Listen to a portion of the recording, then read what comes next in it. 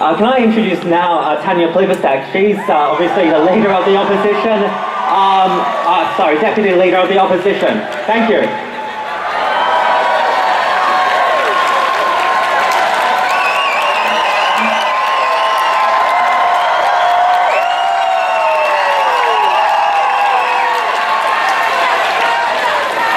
Thank you.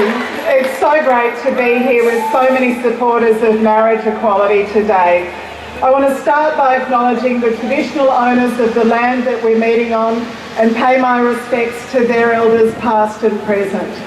I also want to say how fantastic it is to be here with so many people from across the political spectrum, my Labor colleagues, but right across the political spectrum, and the great Australian union movement as well.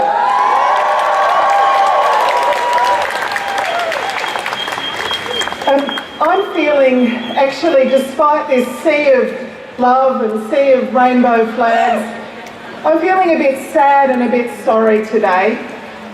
I'm feeling a bit sad and a bit sorry about this campaign that we never needed to have. I'm feeling a bit sad and a bit sorry for the young man I met in country New South Wales who said it's pretty hard coming out as a teenager in a small country town because once you've done it, everybody knows, you can't take it back. And he said to me, my family aren't very supportive. Tells a lot, doesn't it, those few words? Imagining that young man's life and what he's been going through. I feel a bit sad and a bit sorry for the young woman I met in Sunshine in Victoria. Just a teenager who said, I haven't told my mum I'm a lesbian. I'm lucky I've got my friends here and they know and we support each other, but we don't really talk much about it at school because it doesn't go down so well. So I feel a bit sad and a bit sorry for what she's been hearing and what he's been hearing during these weeks of campaigning.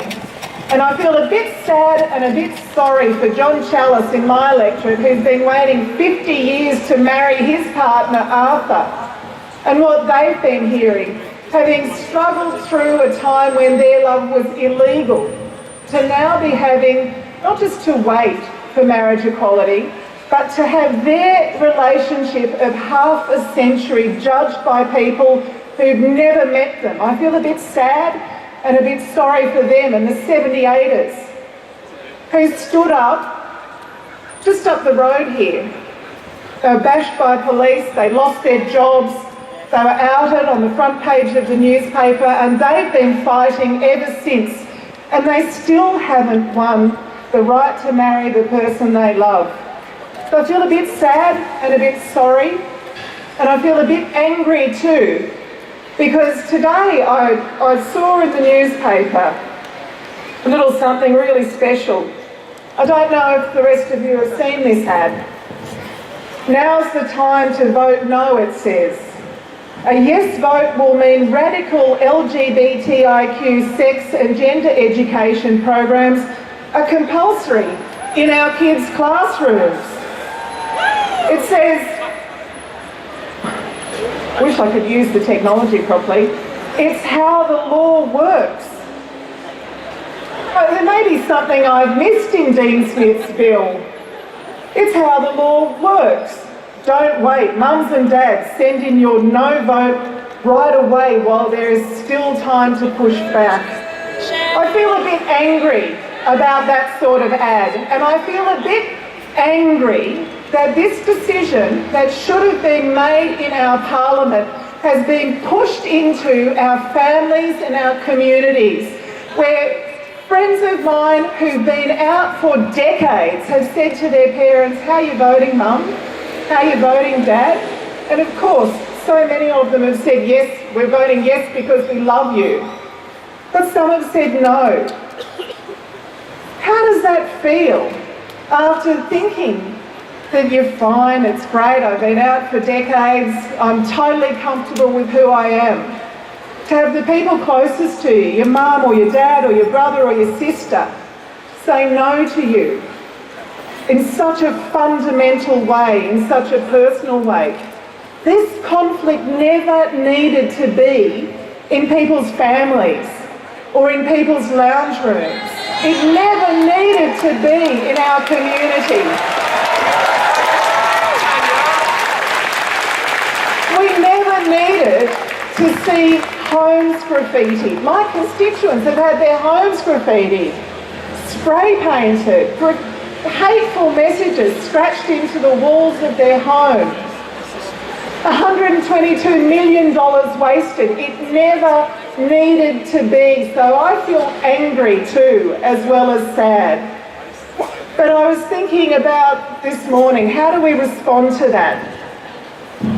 And I thought of Michelle Obama saying to her daughters, when they go low, we go high.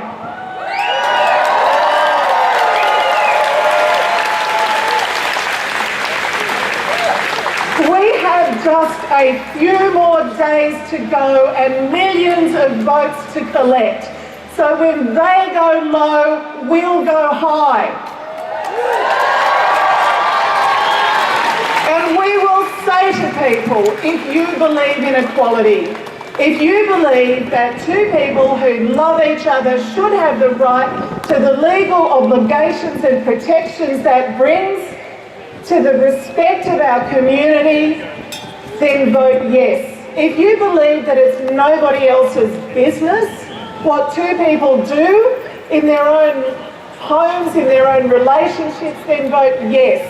And if you want to be in a country, if you want to be a citizen of a country where we respect each other, where we accord each other basic human rights, then vote yes.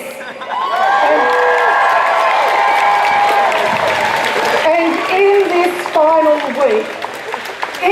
final week, use everything that you have. I reckon probably every single person in this crowd has voted. Put your hand up if you haven't voted. No, that was a trick question. Put your hand up if you haven't voted. The reason we are here is because we are the people who will go out and find those 4 million votes that haven't been cast yet, from their friends, from their neighbours, from their parents, from their colleagues, from the person you went to school with that you haven't seen in 20 years. We will find those votes that haven't been cast yet, and we will ask those people, if you want to live in Australia where we respect each other, please vote yes. Thanks.